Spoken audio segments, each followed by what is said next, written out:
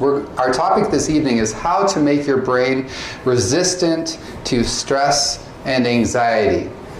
Now, you've all heard the adage, right? An ounce of prevention is what? Worth a pound of cure. An ounce of prevention is worth a pound of cure. And that's very true when it comes to dealing with our mental health. And that's why I love the seminar here that Gabe is putting on. But we need to understand what actually causes mental health problems. We need to understand what causes us to be overwhelmed when we're dealing with stress, or be overwhelmed when we're dealing with anxiety, or even what causes like depression, what causes other disorders like bipolar and schizophrenia. Now, unfortunately, when we look at the treatment of mental illness, what do we generally see? How is mental illness generally treated? Medication and what's their second thing? Therapy. Yes, therapy, counseling. Now, again, I'm not anti-medication, I'm not anti-counseling. They have their place, but is that everything we should be looking at with mental health? I will tell you 100% that it's actually not. In fact, when I was in my training program in psychiatric residency, which is at Loma Linda University, I looked at people and I started to get relatively frustrated, to be honest. It was a good residency program, a good training program, but the frustration factor came in because I saw patients, they would come in, they would have anxiety or depression, and then they'd be what? Prescribed what? Antidepressant, anti-anxiety medication, and their symptoms would often improve, but then after several years, what would happen? Their depression and anxiety would start coming back. And then they would be stuck on medications, but they have the same symptoms. Why was that? It was like a revolving door. People seemed to not really be getting better. Why do you think that was? Any thoughts on that? Why do medications by themselves not actually fix the problem? You're not resistant. Yeah, you're just masking it. So Connie said, what was that? Your body gets resistant. Your body gets resistant. Yes, that's exactly right. Well, think about it this way. Okay, if you had swollen legs and you went to the doctor and you said, okay, I have swollen legs, doc, can you help me out? And the doc's like, sure, I'm going to diagnose you with swollen leg syndrome, and I'm going to give you a diuretic, and the diuretic helps the swelling to go down, and I'm good to go. What's wrong with that picture right there? It can come back. If the doctor just looked at the symptoms, but he didn't look at what is the cause, he could miss some really important information. What if, in fact, that individual, what if you had congestive heart failure, for example, and you just gave a diuretic, but you weren't actually looking at the disease process would continue because you're not looking at what is the cause, and as the disease process continues, maybe for a while the symptoms are alleviated with medications, but eventually it could actually kill you, right?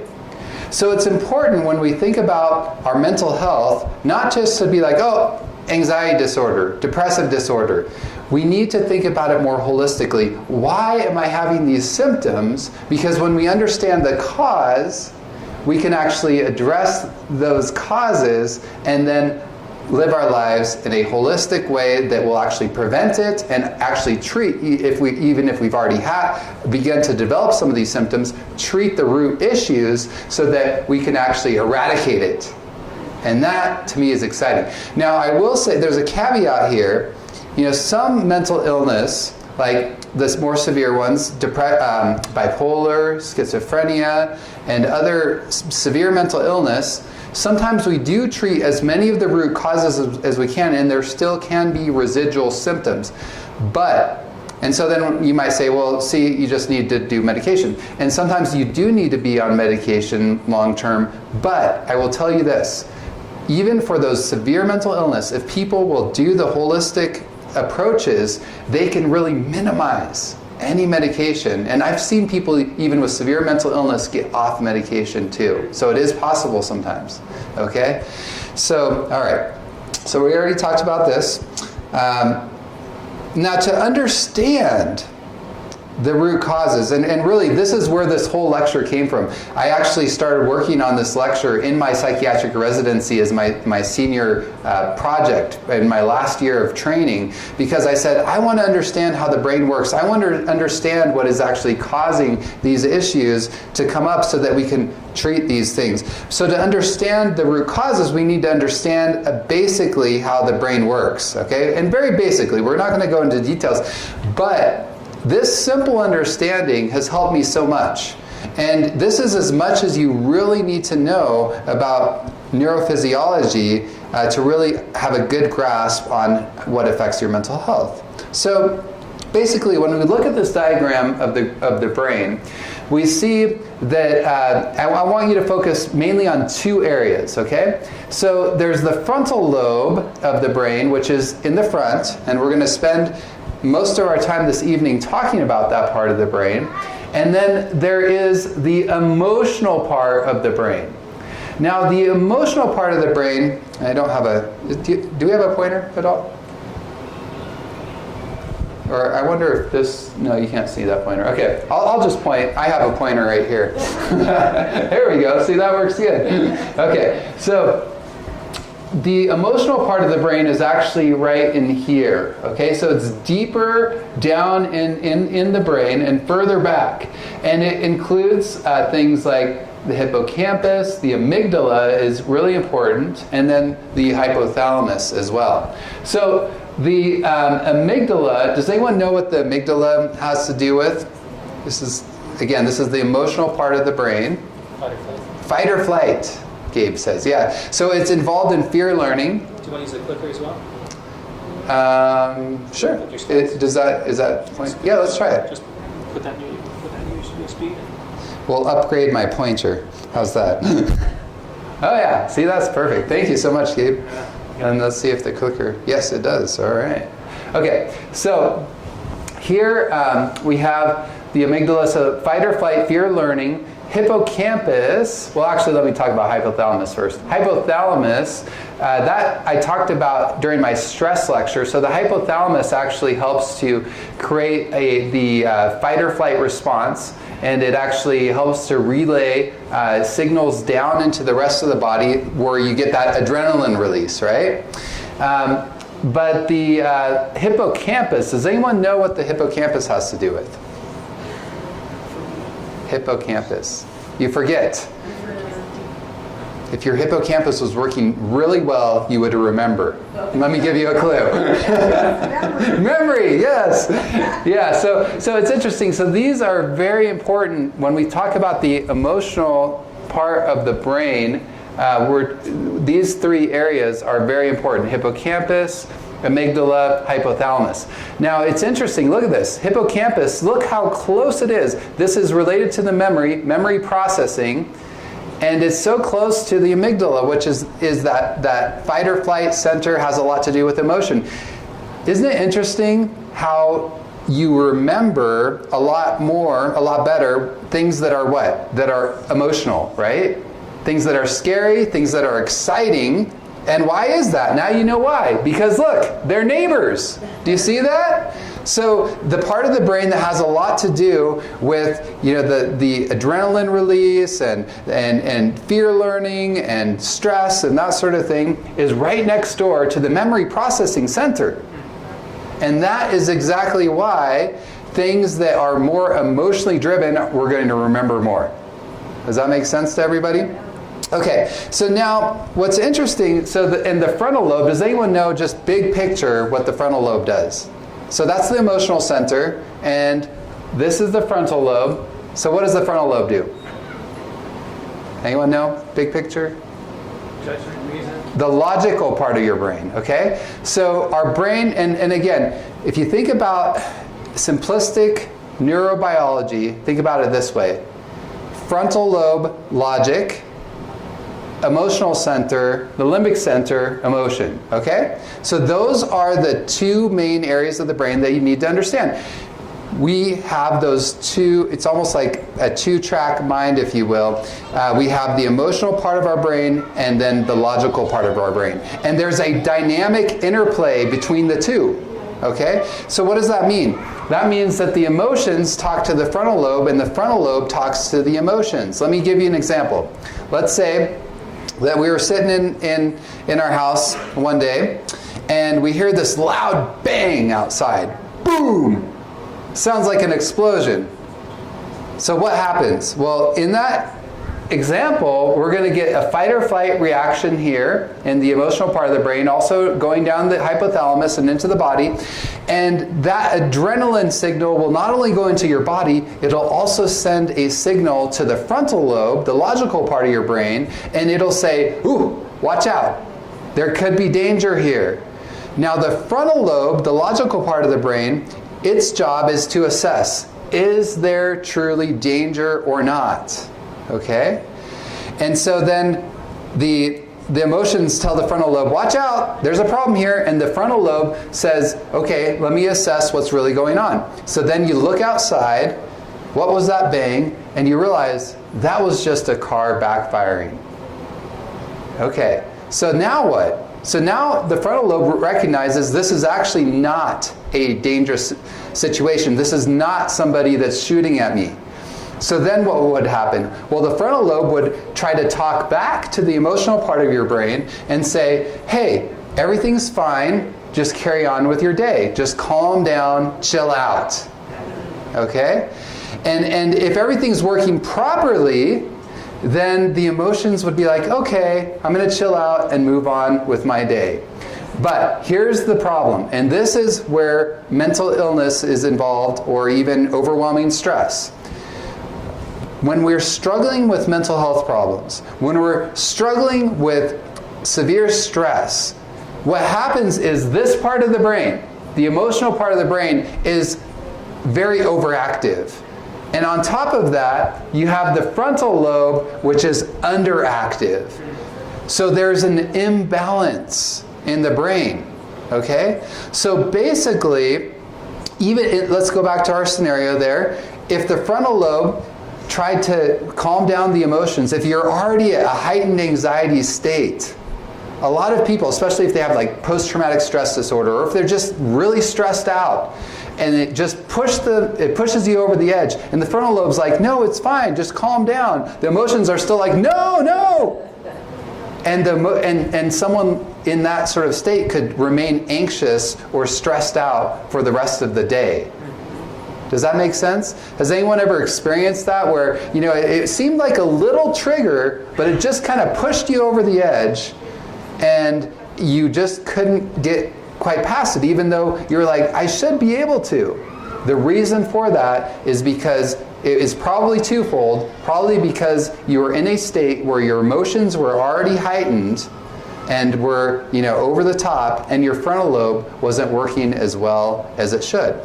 So then when going back to our thinking about how do we then address root causes for mental illness, what do? Well, if, in fact, mental illness is the root issue is an imbalance between the frontal lobe, the logical part of your brain, and the emotional part of your brain, then what do we need to do to correct it?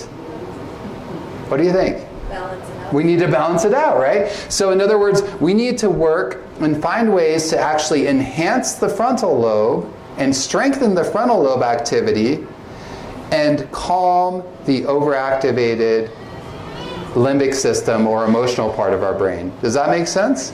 It's very simple, actually. And I like simple things.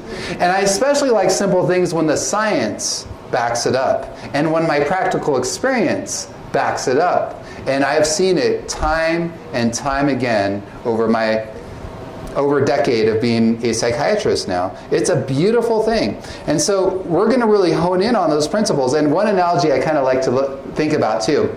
Think about it this way.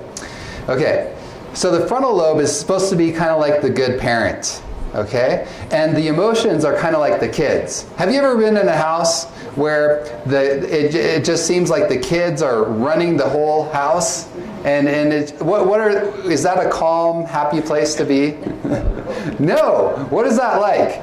It's kind of stressful, right? People, and I will admit, sometimes my house is like that too. Not all the time, but sometimes my house is like that. And so it can be very out of control. But that's exactly the way it is sometimes in our lives too.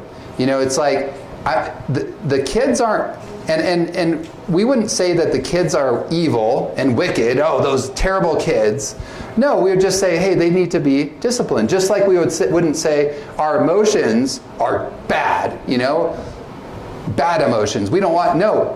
What would life be like without emotion? It would be boring. We like our emotions. So it's not about just shutting our emotions down, but it's about empowering the parents so that they can get the kids managed, right? And that's what we want to do with our brain.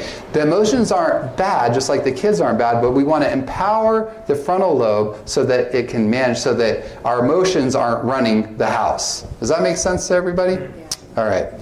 So here's just to give you a little more clear picture of where the frontal lobe is. It's the best named part of the brain. These other names, I don't know where they came up. Temporal, parietal, also. Frontal, yes, I like that one.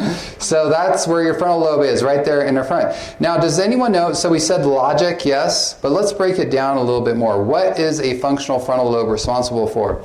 Well, and by the way, as we go through these, ask yourself, how are my abilities here? Because then you can assess, how's my frontal lobe working, right? Okay, so in other words, how is my ability to pay attention and think clearly? Do I have a hard time with concentration? If so, that is a frontal lobe symptom right there, okay? How about my decision making? Do I make wise decisions? Do I tend to make impulsive decisions or decisions that don't usually pan out so well? That's a frontal lobe issue.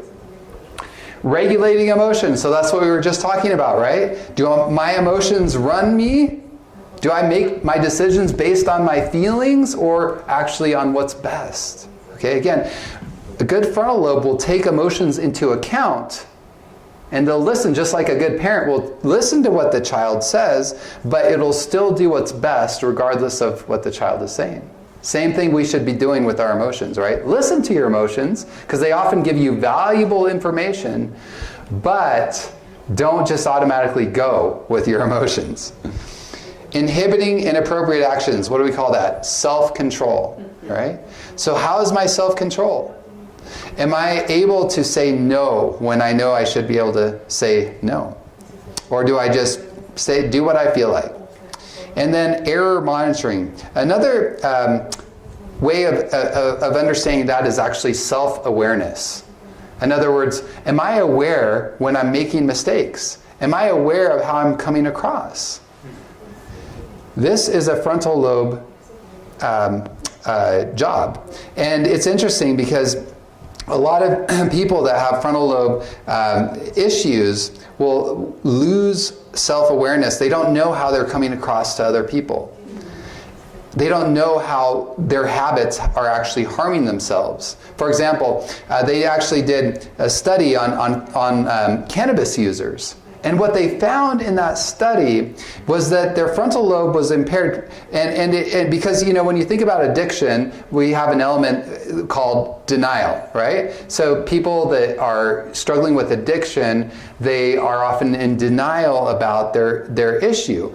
But it's not all like, oh, I just don't want to deal with that. A big part of it that they found through the research is that they can't see it. They actually can't see it because their frontal lobe is impaired. It's not until they actually get their frontal lobe activated again, and by doing some of the things we're going to talk about this evening, that they actually start seeing how much my behavior, my addiction was harming me or my family, etc.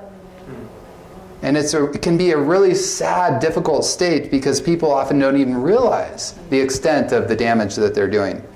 Now, this I got really excited about. When I was doing my research in my psychiatric residency, frontal lobe dysfunction has been noted in almost every psychiatric disorder, including depressive disorders, anxiety disorders, ADD, bipolar disorder, OCD, schizophrenia.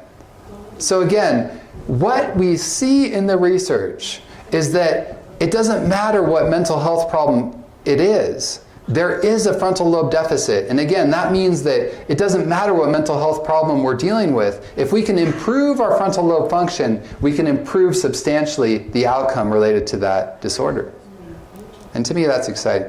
So what are some of the things that can cause frontal lobe dysfunction? Well, the first thing I spent quite a bit of time talking about last time, but we'll still address it because it's important to understand how it affects the frontal lobe, and that is acute stress.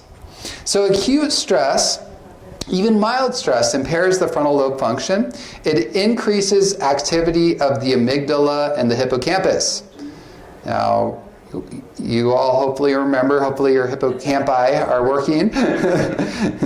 So it's interesting because mild stress, actually it decreases that logical part of our brain, but at the same time it increases activity in the emotional part, which is no-brainer, right? But isn't that interesting that it actually, the acute mild stress increases activity in the hippocampus? Mm-hmm. Now, think about it this way. Some examples, right? Studying for a test. Has any of you ever crammed? Yeah, I know. Oh man. What's that? Cram or scram. Cram or scram, that's right. So interestingly enough, I think this is like one of those grace things that God programmed into us. Because when we're stressed out and we're studying for a test, we can actually remember short term a little bit better because the hippocampus is actually activated more. And that's why, again, you're going to remember things if you're a little more stressed to an extent. Now the caveat there is if this is acute stress, right? We're going to contrast that here in just a minute. If the stress goes on and becomes chronic stress, that's actually one of the greatest problems or triggers for memory issues. Okay? But for now, acute stress, studying for a test, public speaking. Have any of you gotten up in front of people in public?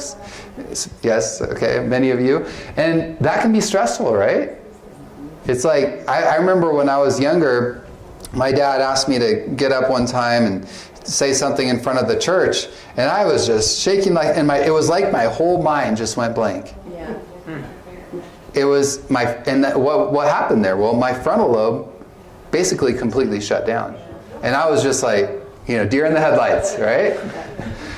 So what happens? Well, frontal lobe tasks are impaired, but what takes over? Our ingrained habits are actually spared or even enhanced, which is very interesting. And what that helps us see then is what is in the emotional part of our mind. And so, for example, if somebody is trying to overcome an addiction or maybe an eating disorder, and they're doing pretty good when they're not too stressed out, they have support maybe from some mental health professionals, maybe some friends are keeping them accountable, etc. But then something bad happens. Like maybe their dog dies, or maybe they get in a fight with their girlfriend or boyfriend. What happens? That's acutely stressful, right? Frontal lobe shuts down, self-control goes out the window, and what takes over? Their old habits. See, look. And that is what can actually then lead to loss of self-control. And it can lead to relapse into maladaptive behavior. And you can see that here, that too much adrenaline impairs the frontal lobe. You can see here, this is in a non-stress condition. See, the frontal lobe is in control. The parents are in control, right? But then when you get under stress, what takes over? The amygdala. Amygdala control during stress conditions is what that says right there. So instead of the top-down control, you now have the kids took over the house. Okay? Now here's the thing, and this is really exciting to me.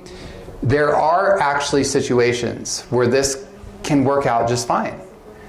Now think about a first responder, for example, like a fireman or a police officer. Do you think they're under stress when they go to the scene of an accident? Yeah. Oh yeah, there can be a lot of stress. But can they still do the right thing in those situations? Yes. Why is that? Because of the habits. That's right. Because remember what I said here is that the ingrained habits are spared or even enhanced. And so what we actually see when someone is in a stressful situation, if they've trained appropriately, they can respond very well. So, with this person, for example, they just haven't trained well enough, and so they relapse. But the reason I point this out is because it's so important when we're thinking about changing our habits and changing a difficult situation. It's really important to be patient with ourselves, okay? It's not going to be an overnight process. We have to make the new habit, like, maybe eating healthfully, or maybe healthy self-talk instead of negative self-talk, or maybe doing something else than smoking when I'm stressed out, or doing something else besides drinking, or whatever it might be. We need to replace it with positive behavior, not just once, not just for a week, not just for 2 weeks, especially if I've been drinking for 10 years. It's going to take time, right? So we have to be patient with ourselves and realize, okay, yes, I am going to relapse into maladaptive behavior from time to time, and I want to minimize that by, going back to our drinking analogy. If I have a sponsor, I can call them and can you be my frontal lobe for just a couple seconds or a couple hours here, maybe, right? But over time, as you actually practice doing the right thing, pretty soon, even when you hit those stressful periods in your life, your brain, the new habit will be stronger, and you'll do the right thing. So there's hope. So instead of beating yourself up when you're going through that process of change and you fall off the wagon and you make a mistake, just get back up and just say, hey, I just need to keep that new pathway growing, and pretty soon that new pathway will be stronger than the old one, and I'm going to actually do the right thing even when I'm under stress. Does that make sense? Yeah. It's so important not to be too hard on ourselves. Just say, hey, this is part of the process of change. Okay? The practice makes perfect. That's exactly it. And again, chronic stress, toxic for the brain and body. So acute stress causes frontal lobe issues. Chronic stress, temporarily. Chronic stress can start doing it permanently because it starts killing off brain cells in the frontal lobe, in the memory part of the brain. It starts causing immune system dysfunction, all sorts of issues that are related to chronic stress, which I addressed a lot of those last time. So again, chronic stress lasting longer than 1 week. That's why it's so important for us to take, yeah, right? That's what people often say, years and years, like 50 years of chronic stress. And that's why it's so important for us to take a day a week to rest. We need to take a day a week where we might still have stressors going on in our life, but we just say, you know what, I'm putting that on pause today. And when it pops into my mind, I'm putting it on the shelf because I'm trusting that somehow it's going to work out today. I am going to be focused on resting, on rejuvenating, and relaxing, and doing things that help my soul and my body rejuvenate. That sounds like what Sundays are for. That's right. Yeah, that weekly rest, right? That pause. And isn't it amazing how God actually told us, even in His Word, He said, remember the Sabbath day. Because He said, this is my psychiatric interpretation, I don't want you to experience chronic stress. I want you to reset that stress time clock every week so that you can actually experience joy. So your brain is not going to be impaired. Your body is not going to be breaking down. You're going to be able to continue on with great joy, great fervor. And you know what I've learned is I've actually done that in my own life, is that I get more done when I take that day off a week. Because a lot of people are like, I don't have time to take a full day off. I get more done in the 6 days than if I would work every single day. Because our brain works better. We're more efficient. We get way more done. Stress in childhood. So this is another trigger for frontal lobe problems. So maternal stress, depression, anxiety have been associated with increased stress activity in children. And preschool-aged children of depressed mothers, for example, exhibit EEG, that's brainwave alterations in frontal lobe activity that correlate with diminished empathy and other behavioral problems. Frontal lobe cortex is especially vulnerable to stress during adolescence. So when we're thinking about how to help people to develop healthy frontal lobes, it's really important that we also help the parents, right? And I realized this in my own life. It's like, yeah, if the parents aren't happy, then it affects the kids in a huge way. And it also helps us realize that if we had significant stress in childhood, we're going to be more vulnerable. Our frontal lobes are not going to develop quite the same, okay? So it's not fair, I'll say that, but we have to work extra hard to actually improve our frontal lobe if we dealt with significant stress or trauma in childhood. Another thing that can cause frontal lobe issues, substance use disorders. So what happens here is you get excessive dopamine signaling in both the emotional and the frontal areas of the brain. And that leads to bottom-up regulation as opposed to the top-down regulation. So basically, what happens here is that you get that dopamine hit. Like let's say you engaged in, let's just say some alcohol, or even, well, let's say take something a little more extreme, cocaine, okay?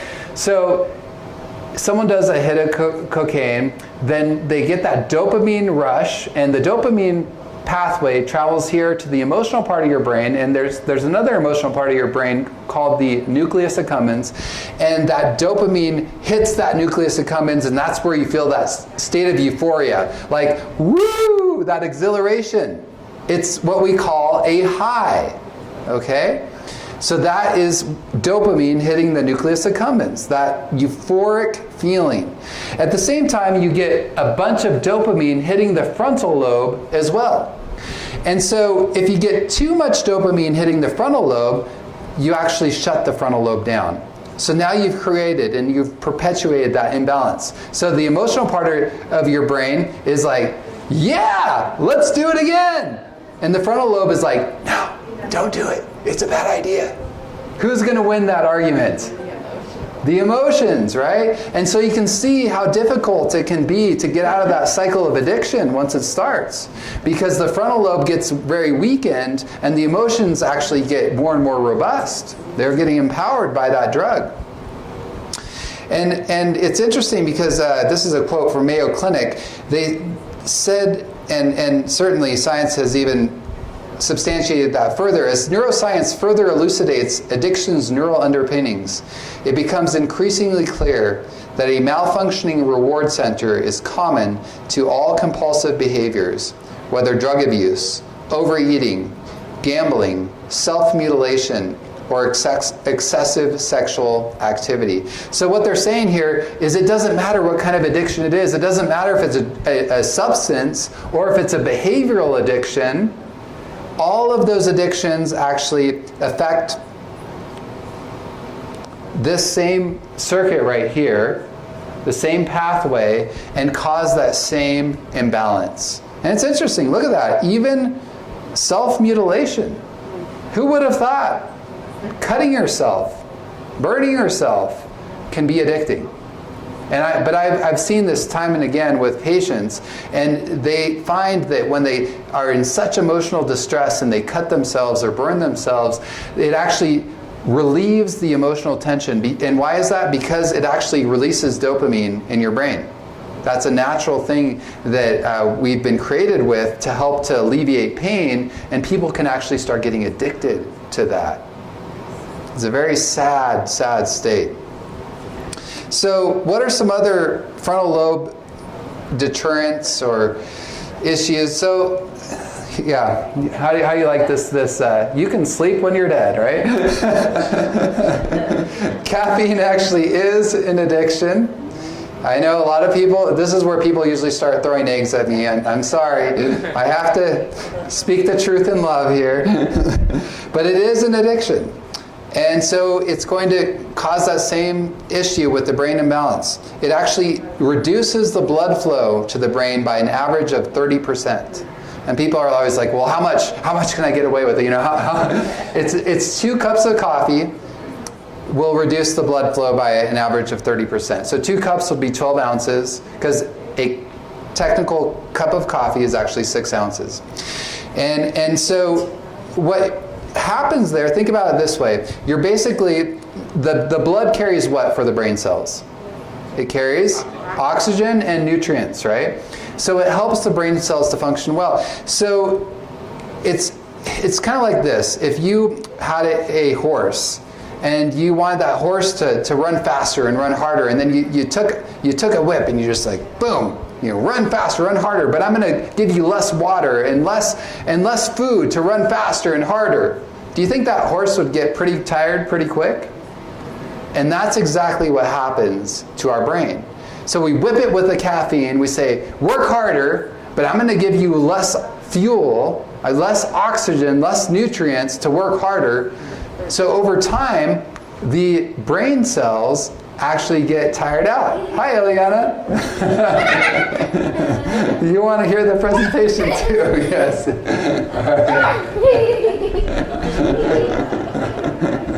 She's my #1 fan. All right, so over time, what we actually find is that people that use caffeine consistently, and the studies support this, I'm not just saying this from even experience, it actually decreases mental and physical energy over time. The way it works, and I don't have time to get into the details, I wish I did, but it basically blocks the body's ability to recognize that you're depleted in energy. So you feel like you have energy, but the body actually needs to replete, but then because it feels like it doesn't need to re-up on energy, you just keep going and you don't rest, and then you get into even a more energy deficit, an even deeper energy deficit. And so what they find is that the longer people use caffeine is that the energy levels actually decrease, and now you just have to use caffeine to get back to what was your baseline before. All right, gambling. So that also, especially for addictive gambling, this will shut down the frontal lobe. So just don't gamble. It's not good for your bank account anyway. Media addiction. Excessive use of media is a behavioral addiction. See, my #1 fan, you can't keep her away. I'll give you an autograph later, Eliana.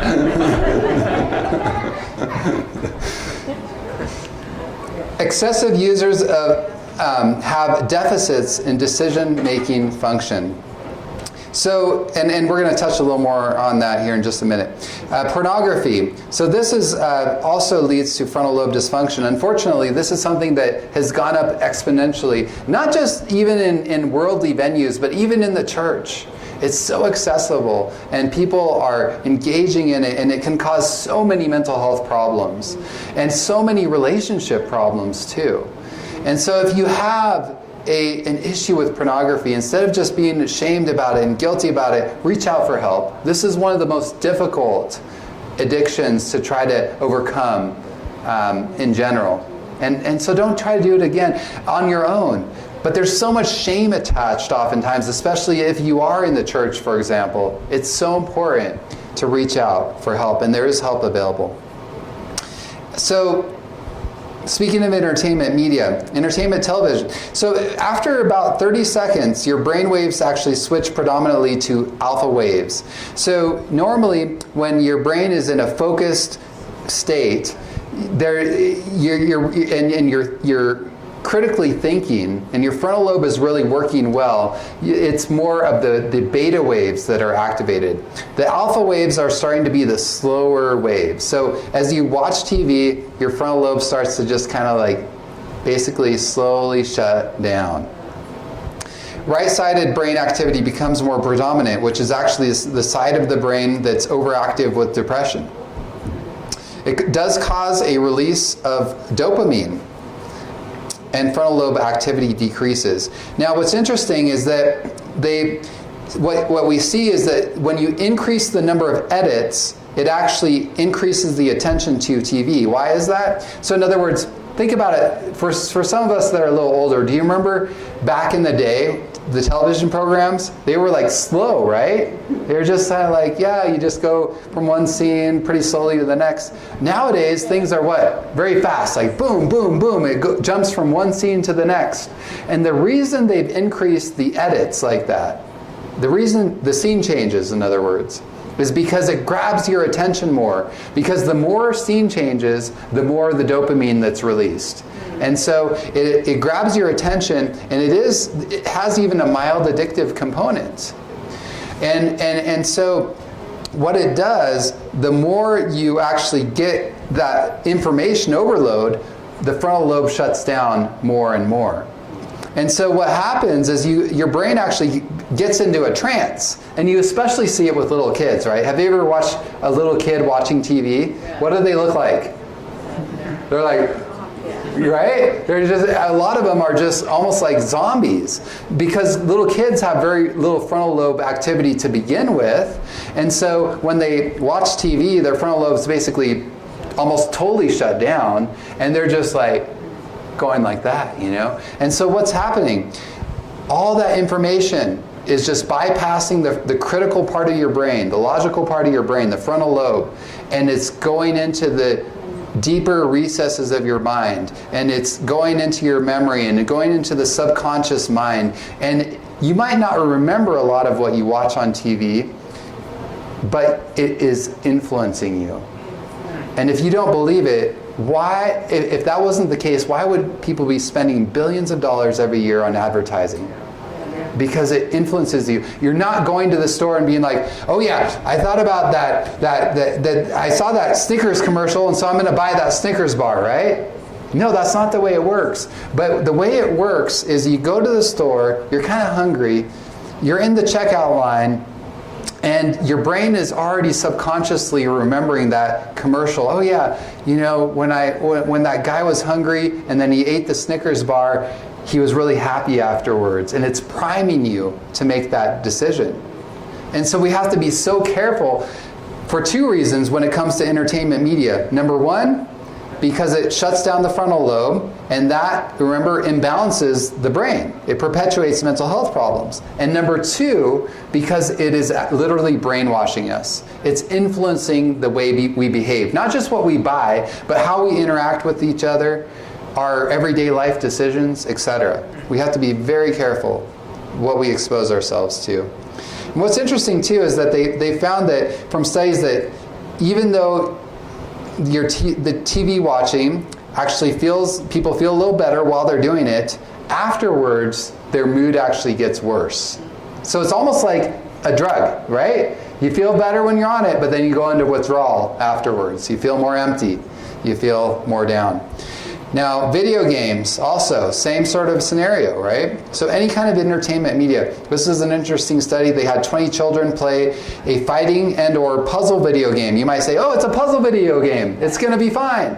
Nope, sorry. The children all exhibited a sustained game-related decrease in frontal lobe function. That's what that means right there, okay? And if you're like, okay, that was kids. I'm an adult, I can play video games. Sorry, adults actually showed this same pattern. Refined sugar. Just remember what your mom said, okay? I'll leave it at that. It's not good for your frontal lobe either. And there's reasons for that, we just don't have time to get into it. Insomnia is another one that can affect frontal lobe function. And I'm sure you've all seen this, right? When you're tired, especially chronically sleep deprived, you just can't think clearly. And they've done studies that show that when people have that chronic insomnia, it shows decreased activity in the left frontal lobe, but that recovered after 6 weeks of sleep therapy, cognitive therapy, body temperature light intervention. So basically like what we call sleep hygiene and physical activity counseling. And then physical trauma. So traumatic brain injuries, the frontal lobe is very vulnerable to head injury because it's right here in the front, right? So even mild like concussions, etc., can still influence frontal lobe function. So if you think about what we've covered so far, frontal lobe problems, what have we talked about? We've talked about stress, right? We've talked about addiction. We've talked about entertainment media. What else have we talked about? Pornography. We've talked about gambling, caffeine. Look at our culture right now. We're more and more being inundated with these things. And so we were able to get an MRI of Homer Simpson's brain. And unfortunately, look at this. This is my concern right here, right? The future of the American brain. So how do we actually stop the cycle? Of course, first of all, we need to be aware of what's damaging our frontal lobe, which are the things that we just went over. But the second thing is, what can we do to actually enhance our frontal lobe? And so we'll spend our remaining few minutes talking about a couple of key ingredients that can really help with that. So here we go. Are you ready? The missing ingredient. Drum roll, please. Ta-da! Pet therapy, right? This is actually a picture of my dog Freud when he was young and robust. Now, poor guy, he's old and decrepit. He's still around. But, and I say it kind of as a joke, but there's a lot of truth in this. And here's a nice cartoon that I think you'll enjoy. Some dog therapy. Well, I think you're wonderful is what the dog is saying to the gentleman there on the couch. And isn't that the truth? Dogs, and Connie, I think your dog probably tells you the same thing every day, right? No matter if you're smelling good or not. I'm sure you always smell good, but you know what I mean. The beautiful thing about animals is that they accept us, they love us no matter what. Even if we're mean to them sometimes, they're still often kind to us in response. And what's interesting is that they've done studies on the frontal lobe. Of course, they've done general mental health studies that show that having a pet, having something to actually take care of, having an emotional support animal can greatly help mental health. But they've also done studies specifically on the frontal lobe that show if you are overly focused on yourself, that causes frontal lobe issues and mental health issues. Having a pet, having someone to help, having someone to care for. I'm not talking about doing extreme where you don't ever take time for yourself, but I'm talking about where you're not just overly focused on your problems, your world, myself, is a wonderful way of actually balancing our brain and improving frontal lobe function. It's so easy when we're struggling with stress or anxiety or different issues in life to focus where? On me. Me. Often one of the best remedies we can do is just take a break and do something for someone else, even if we feel like I don't have it in me or I don't. That's one of the best things we can do. And having a pet sometimes can actually help with that. All right, but the next thing that I'm going to talk about is probably the quickest way if you want to jumpstart your frontal lobe quicker than anything else, and for that matter, decrease overactive limbic or emotional part of your brain. And that is exercise. And I know we hear a lot about exercise, but it is phenomenal what it can do for you.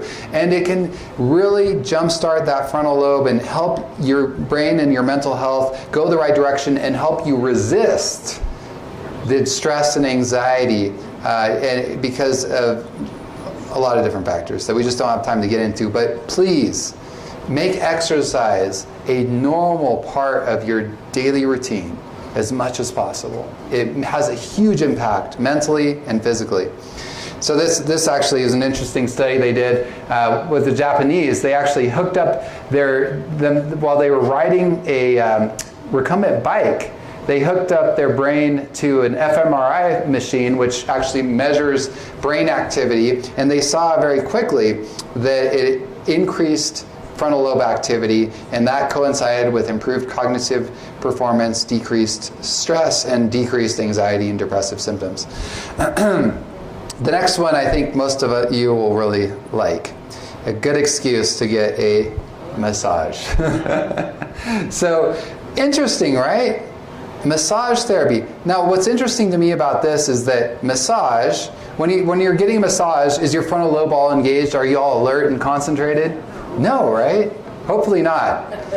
Unless maybe you're like afraid that the masseuse is going to hurt you somehow. But for most of us, we're actually relaxed, okay?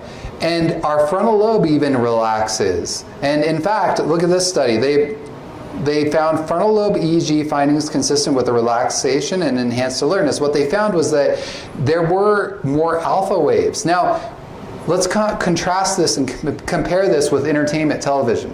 Okay, remember, I was saying that that's not good, right? When we're watching TV, your brain goes into those alpha waves and your frontal lobe starts to kind of shut down.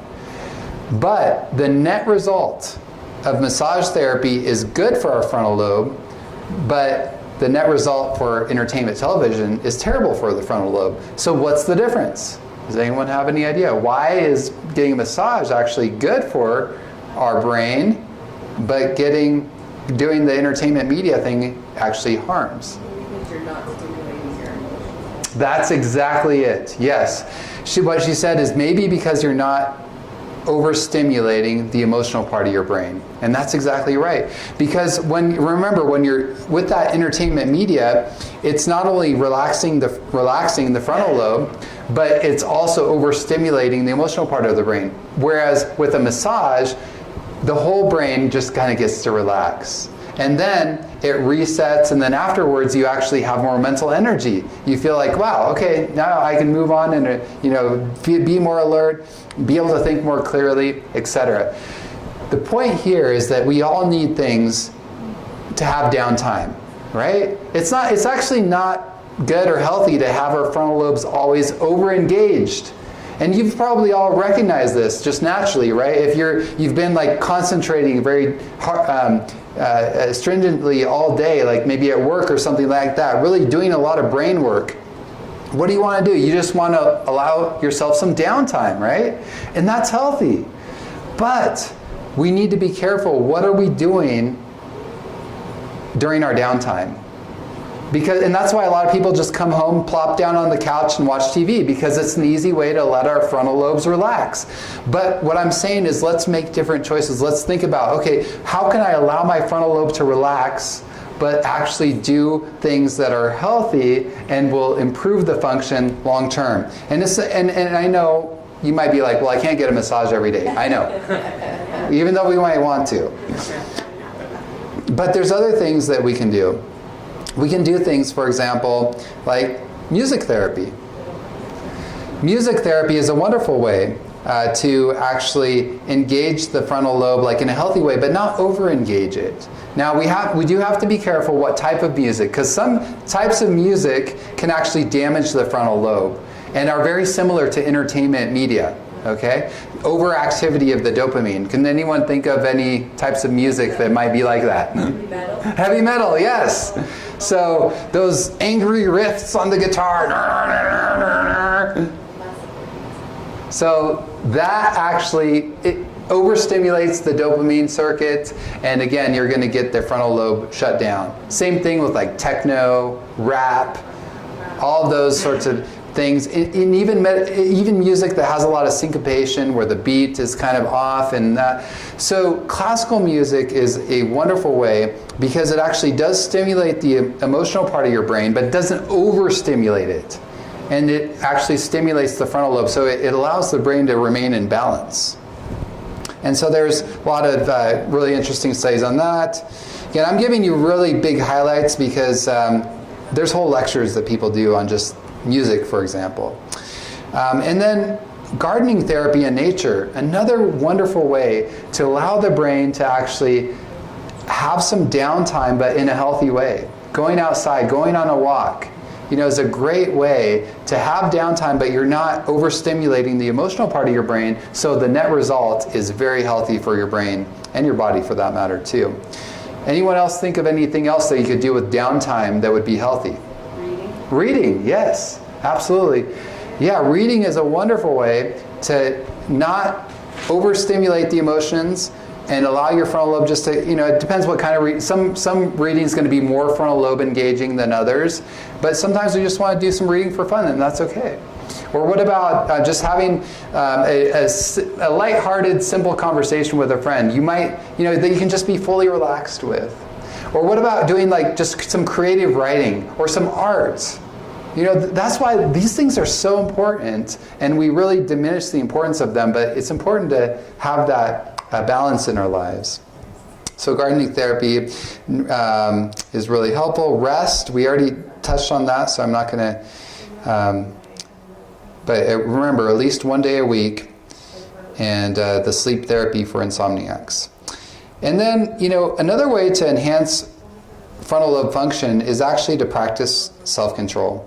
So it takes time, but the more it's kind of like a muscle. The more we actually say no to things that we know aren't good for us, that actually improves our frontal lobe function, our self-control. I've actually found that one of the things that's helped me quite a bit is actually fasting. And so I talked about that at my last lecture too, but doing fasting, once a week. And for me, like I said, I do it pretty simple, because of my schedule and I want to eat dinner with my family. The way and there's many different ways to do it. I simply do from, Sunday night so I eat dinner with the family Sunday evening, and then I skip breakfast and lunch the next day, and then I eat dinner with the family again Monday evening. So it ends up being almost a 24-hour fast. But that's really helped me because I'm like, I have to tell myself no. I can't just eat whenever I want, right? And I found that has actually helped my self-control over time. And there's many different ways. It's interesting. They found that even when little kids have any of you heard of this experiment, the Stanford marshmallow experiment? They tortured these poor kids. They put a marshmallow in front of them, and they told them, can you wait 15 minutes before you eat this marshmallow? Well, they gave them an option, either marshmallow, Oreo cookie, or I think it was one other thing. And it was interesting, the kids that were able to wait, they had higher SAT scores 16 years later. They were significantly more competent in their lives. All right, last couple points here. Forgiveness. Sometimes we're harboring anger and resentment, and that overactivates the the limbic part of our brain, and it really starts interfering with our ability to think clearly because we get these intrusive negative thoughts going through our brain. It's so important that we are willing to start working on forgiveness. This is have any of you ever watched this movie or heard of this? There was, back in 2006, there were 5 children killed by a gunman in an Amish schoolhouse, but the community leaders advocated forgiveness for the murderer. Beautiful story. And like I said, I'm not for a lot of entertainment media, but some movies are worth watching. Because it's important to be inspired, especially if we're struggling with some unforgiveness in our lives, that we really we work through that. And we have to remember that forgiveness, what is it? It's releasing or foregoing of bitterness and vengeance by a victim to the perpetrator of an offense while acknowledging the seriousness of the wrong. It's relinquishing hatred. It is not ceasing to hate the act. It's not forgetting, and it's not excusing. And remember, forgiveness is given, trust is earned. In other words, just because I forgive somebody doesn't mean that I have to get back into a relationship with them. Okay? But it's really setting them free, so in the process, I set myself free. Okay? And finally, I talked about this last time, but I just think it's so important for us to keep in mind because it really does enhance frontal lobe. The skill of gratitude, and I love this quote from Ellie Cobb. She says, people who intentionally cultivate gratitude show greater neural sensitivity in the medial prefrontal cortex, a region associated with learning, rational thinking, and decision making. Science shows we can train ourselves to experience thankfulness more often simply by paying attention to our lives differently. Attention is like a spotlight in the brain, as whatever we repeatedly bring attention to becomes stronger and brighter over time. So I want to challenge each one of us as we are entering into this new year to make this a regular habit, to really cultivate gratitude, to associate it, I have that associative learning point here, associate it with things that we do every day. So when I brush my teeth, try to think of at least 1 or 2 things I'm grateful for. Or it doesn't have to be that, but something that you do every day. Just associate it with, and you'll start finding that as you make it a normal part of your day, oh yeah, when I have lunch, let me just pause for 2 minutes and think about a couple of things that I'm grateful for and really bask in that. that you're going to start noticing as you do it intentionally a couple times a day, that throughout the day you're going to start more and more noticing more positive things instead of just the negative, because it's so easy for us to gravitate toward the negative. But if we make it a practice, it can be a beautiful thing. And I wanted to end with this story. Have any of you read The Hiding Place? Any of you heard of Corrie ten Boom? Corrie ten Boom was an amazing lady. She actually was alive during World War II when the Jews were being persecuted. And she and her family were very sympathetic to the Jews. She lived in, I believe it was the Netherlands, if I'm remembering correctly. Was it the Netherlands? Yeah. And so they would actually hide Jews in their house. Well, after a while, they were actually discovered, and the sympathizers were basically treated like the Jews. So if you were discovered to be hiding Jews, etc., you were also thrown into concentration camp. So sure enough, she and her family were thrown in, and she was in the camp, fortunately, with her sister. So that was actually something that was very positive. And while they were in the camp, they were reading through the Bible, and they were trying to encourage each other, and her sister's name was Betsy. And they read in 1 Thessalonians, I think it's chapter 5, where it says, "Give thanks in all things." But they were struggling. They were here in a concentration camp. It was often cold. They didn't get hardly any food. They had fleas that were all over their bunker. And so Corrie said, "How can we be thankful for these fleas? This is disgusting. This is terrible." And Betsy, her sister, said, "No, it says give thanks in all things." We're like, okay. So they said, "Okay, God, thank you. We know that you can work even in and through the fleas or something. I don't know. We'll try to be thankful." So they really did intentionally, even in the hardship, practice gratitude. And what was interesting is several weeks later, Betsy found out, actually, from one of the guards, that it was because of the fleas that the guards often would not come into their bunker. And so they enjoyed a lot more freedom than they would have in that concentration camp had it not been for the fleas. So, we all have fleas in our life. You all have fleas, right? Treatment after. Natural ways to get rid of fleas, right? No. Yeah, next seminar. But what I'm saying is we all have things in our lives that, we don't like, But, and it's not necessarily, the Bible doesn't say give thanks necessarily for those fleas, but give thanks still in the situation, trusting that God can bring good even out of the most difficult situations. So I want to challenge each one of us, again, yes, be grateful for the good things, but even in the difficult times that we might be going through right now, or maybe in this next year, trust God. Say thank you, not necessarily for, this terrible thing that's happening to me, but I thank you and I'm grateful because you're going to bring good out of it. And this is an opportunity to see you at work and to see you doing something that I would have otherwise not been able to see.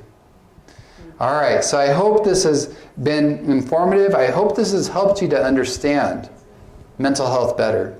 Because again, if we can learn to take care of our frontal lobes, if we can learn to rebalance our brain properly, to increase activity there in the frontal lobe in a healthy way, and to calm that overactive limbic system, we can do profound things for our mental health. And not just for us, but also our mental health affects everyone around us. And we can be a greater blessing to all of those around us as we start functioning better.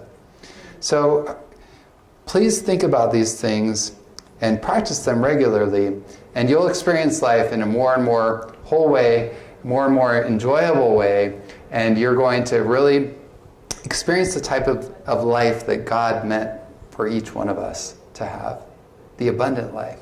So thank you again for allowing me to share and just be here with each of you. So God bless you.